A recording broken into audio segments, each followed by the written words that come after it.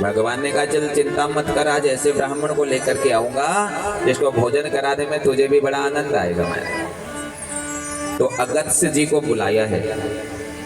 कहा अगस्त्य जी इतना करना कि आज भोजन कराने वाले को आनंद आए। अब मेरे माओ अगस्त्य भोजन करने लगे, मैया भोजन कराने लगी। भोजन बनाते बनाते बनाते मैया थक गई, लेकिन अगस्त्य जी और लाओ और लाओ और लाओ मारा। बड़ी दुखी हो गई मेरी मैया।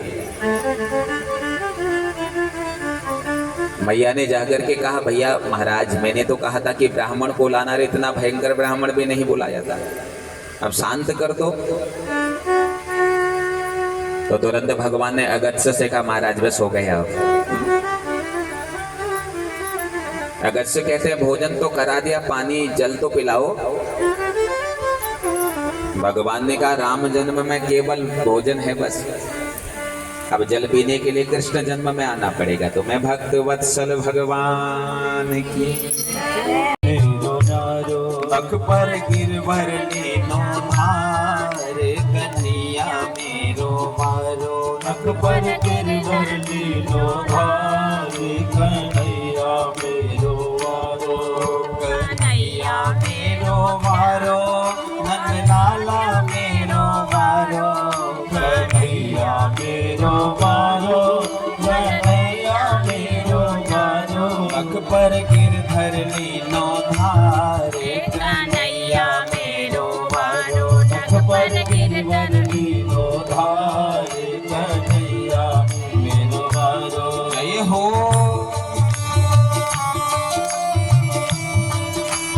जरा दोनों हाथों को प्रेम से उठाते हैं। जय हो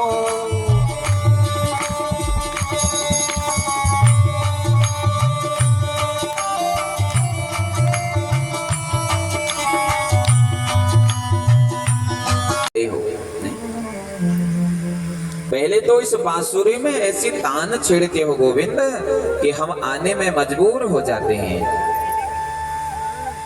और जब हम तुम्हारे पास आते हैं ना तो तुम कह रहे हो क्यों आए हो। कन्हैया तुम्हें लग रहा होगा कि हम शरीर से तुम्हारे पास आए हैं। हम शरीर से तुम्हारे पास नहीं आए हैं, हम तो अपने मन को लेकर के तुम्हारे पास आए हैं गोविंद। शरीर तो संसार में पड़ा हुआ है, तुम्हारे पास तो हमारा मन आया हुआ है। एक बात बताओ माताओं, ये तन जो है संसार के लिए मिला हुआ है। इस तन को संसार में लगाओ और ये मन ना भगवान के लिए मिला हुआ है, इस मन को भगवान पर लगाओ। लेकिन आज विपरीत होता है माओ, तन बैठा होता है भगवान के पास, मन बैठा होता है संसार के पास ना। अगर मन भगवान के पास बैठा होता महाराज तो एक कथा सुन करके ही हम धन्य हो जाते।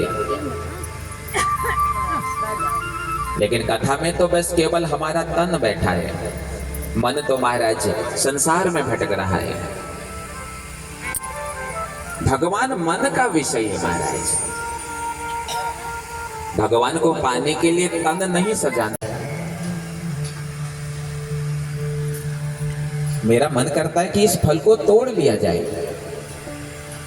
राधा कहते यही तो मेरा भी मन करता है। भगवान ने कहा एक काम करना राधा, इस पेड़ के नीचे मैं खड़े होता हूँ तो एक काम कर, एक हाथ से फल उस पेड़ की टहनी को पकड़ और दूसरे हाथ से उस फल को तोड़ दे। जैसे ही राधा ने एक हाथ से टहनी पकड़ी और दूसरे हाथ से फल को पकड़ा, मेरे कन्हैया मध्य में से अदृश्य हो गए। राधा रानी लटक गई महाराज। इसलिए भक्ति जब जो करता है ना उसने ज्यादा दिखावा नहीं करना चाहिए महाराज। अरे भक्ति करते हो तुम अपने लिए करते हो, उसमें तुम्हारा ही भला होगा।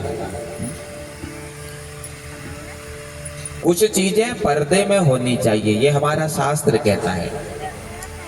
जो पहला है वो है हमारा भोजन, भोजन पर्दे में हो महाराज। जो दूसरी चीज है वो है हमारा स्नान, स्नान भी पर्दे में होना चाहिए। और जो तीसरी चीज है वो है भजन, ये भी पर्दे में ही होना चाहिए महाराज। हम कितना भजन करते हैं इसको प्रतिदर्शित मत करो।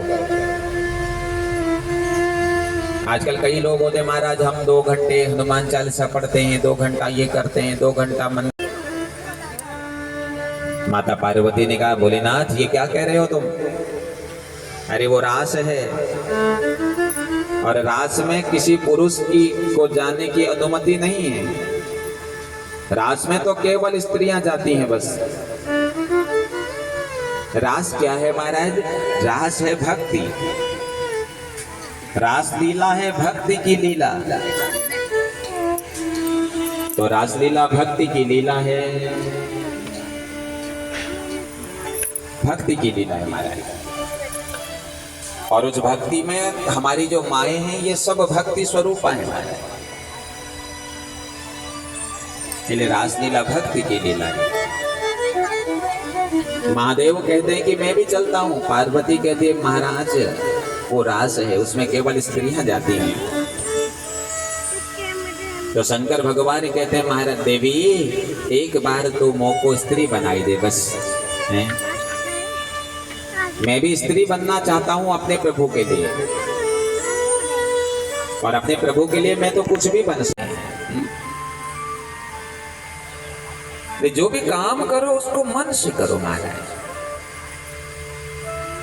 भगवान की भक्ति करो तो वो भी मन से करो, परिवार की सेवा करो वो भी मन से करो, किसी काम को करो तो मन लगा करके करो, निश्चित सफलता मिलेगी बंधुओं। आज हम एक काम को अच्छे मन से नहीं करते, एक काम शुरू किया दूसरे काम की तरफ मन दौड़ने लग जाता है महाराज, नहीं? और जिसका मन सज जाता है प्यारे, फिर तन सजे ना सजे जरूरी नहीं है।